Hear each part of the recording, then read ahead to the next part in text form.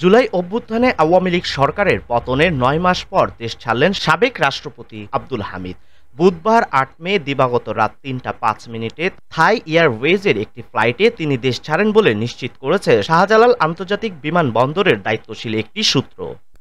সূত্রটি জানিয়েছে, গত রাত ১১টার দিকে শাহজালাল আন্তর্জাতিক বিমানবন্দরে যান আব্দুল হামিদ।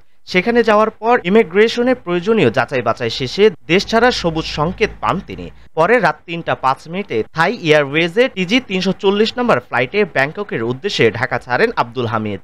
এদিকে সাবেক রাষ্ট্রপতি আব্দুল হামিদের সঙ্গে তার শ্যালক ডক্টর নওশাদ খান ও ছোট ছেলে রিয়াদ আহমেদ দেশ ত্যাগ করেছেন। বিভিন্ন গণমাধ্যমকে তথ্য নিশ্চিত করেছেন পুলিশের বিশেষ শাখা এসবি ইমিগ্রেশন HSIA শিফট ১-এর বিশেষ পুলিশ সুপার। এছাড়া আব্দুল হামিদের পারিবারিক সূত্র এই তথ্য নিশ্চিত করেছে।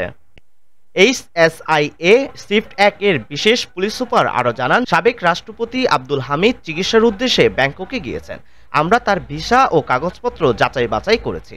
উল্লেখ্য, আব্দুল হামিদের বিরুদ্ধে একটি হত্যা মামলা রয়েছে। গত ১৪ জানুয়ারি কিশোরগঞ্জ সদর থানায় তার বিরুদ্ধে এই মামলাটি দায়ের হয়। মামলাটিতে সাবেক প্রধানমন্ত্রী শেখ হাসিনা, শেখ রেহানা, সজীব ওয়াজেদ জয়, সাইমা ওয়াজেদ পুতুল, ওবায়দুল কাদেরেরও নাম রয়েছে। প্রতিদিনের ডাক ডিজিটাল ডেস্ক।